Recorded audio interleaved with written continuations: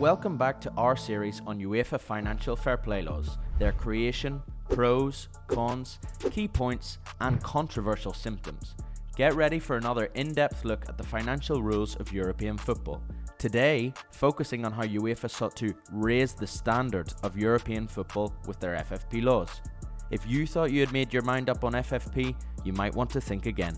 Section 1A of UEFA's FFP regulations specifically mentions prioritising the care of youth, and in the now notorious FFP break-even equation, aspects of club business are exempt in the aim of balancing the books, most notably youth football, women's football, and infrastructure.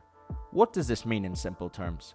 Well, we explained way back in the first FFP video that the crux of the new laws would ensure that clubs can only spend what they make in revenue. The club owners can't just pour money into a club and take on big losses. Well, FFP also states that in a way, that is still possible. Owners can make big losses, but only when it comes to women's football, youth football, and infrastructure, like stadiums or training facilities. What jumps out when you hear this? For us, there are two things. First of all, a great positive is that it's obvious that the women's game has come on leaps and bounds in the last decade. Women are getting paid more, and the whole world is paying a lot of attention, in particular, to women's football and its success.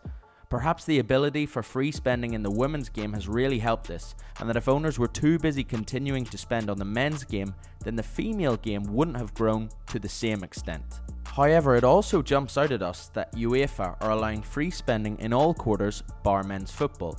Would that perhaps suggest that instead of wanting to balance the books of clubs, they are interested in controlling the monopoly of the men's game? Maybe so. But let's check out the positive impact UEFA FFP has had with these exemptions on spending. The amount of professional and semi-professional female footballers in Europe doubled between 2012 and 2017. The combined National Association's budget for women's football has also doubled, and in the same time attendances have risen significantly, along with television and media coverage of the women's game. If FFP is seeking to slow down spending in the men's game, it is openly inviting money to be pumped into youth and women's football. Women's transfer fees and wages are also on the rise, and perhaps FFP has impacted on that. Where owners could buy at will in the men's game, they no longer can, but they can with the female teams, and it is becoming increasingly popular to do so. Manchester City have invested heavily in their Etihad campus facility. Liverpool have also undergone an expensive project to join and renovate their training facilities with their youth academy, and Leicester FC's new training complex is set to cost a staggering £100 million. Undoubtedly, removing this kind of investment from the FFP break-even model has given clubs the freedom and the incentive to focus on these specific areas of the club. These developments arising since FFP is no coincidence, and UEFA must be commended for cleverly encouraging clubs to invest in these very important areas of the game. Or, if you look at it more cynically, criticised for trying to control the men's game.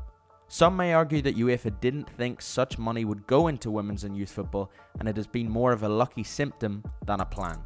Nonetheless, women's and youth football have benefited immensely, and so have the surrounding geographical areas.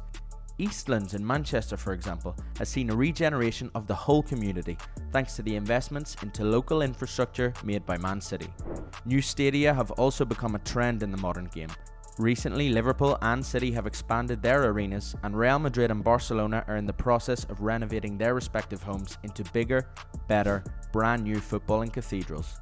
Tottenham Hotspur completed the building of their new stadium, which was a £1 billion project.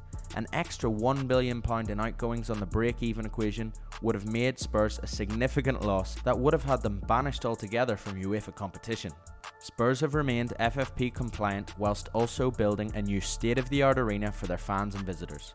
The new wave of stadia emerging are undoubtedly a result of FFP. UEFA have invited clubs to invest in their stadiums where they have restricted them elsewhere.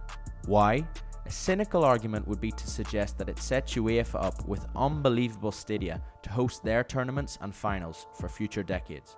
You could also suggest that only the established big clubs like the 5 listed above will benefit in the long term from being able to sell more tickets.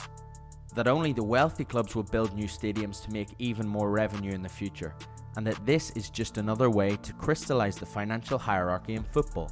What good is a £1 billion stadium for a team like Rotherham or Huddersfield? Probably none at all. With this, we must keep in mind that though some of these symptoms seem great, who exactly are they serving?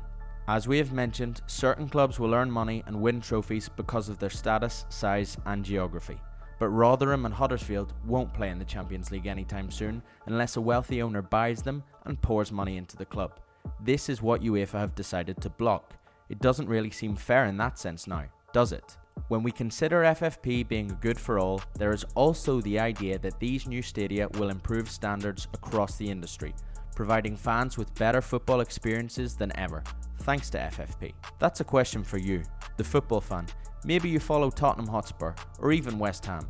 Do you prefer your big shiny new stadium that makes the club lots of money? Or do you think football lost its soul when it encouraged clubs to build corporate castles and leave behind the romance of White Hart Lane and Upton Park?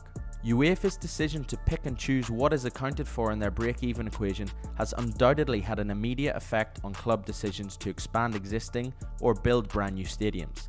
This is as clubs are now seeking to maximise matchday revenue so they can be FFP compliant and still spend money on transfers. Stadia and women's football therefore are definitely improving in certain clubs around Europe, along with youth and training facilities. However, not all clubs have been able to build new stadia since FFP. Some of them may not have an existing fan base big enough to warrant such expansion. Not all clubs have wealthy owners that can flood money into women's wages because they cannot do it for their men's team anymore either. Let's look at Man City as an example. Forget the allegations that they have broken FFP regulations. Even if they have stayed within the law, they have an ownership group that has been capable of completely redeveloping one whole side of Manchester's inner city. They have been able to pump money into the community, stadia, women's and youth football. The truth is that the club can make money from these endeavours too. There is nothing stopping them from building hotels, renting out their new shiny facilities, or of course winning trophies with the women's team to earn some prize money and more global football status. Maybe this is a great thing for areas like East Manchester, the fans of the club and the people of the community, not to mention the part it has played, along with the across-the-board improvements at many clubs, to elevate the women's game in its entirety.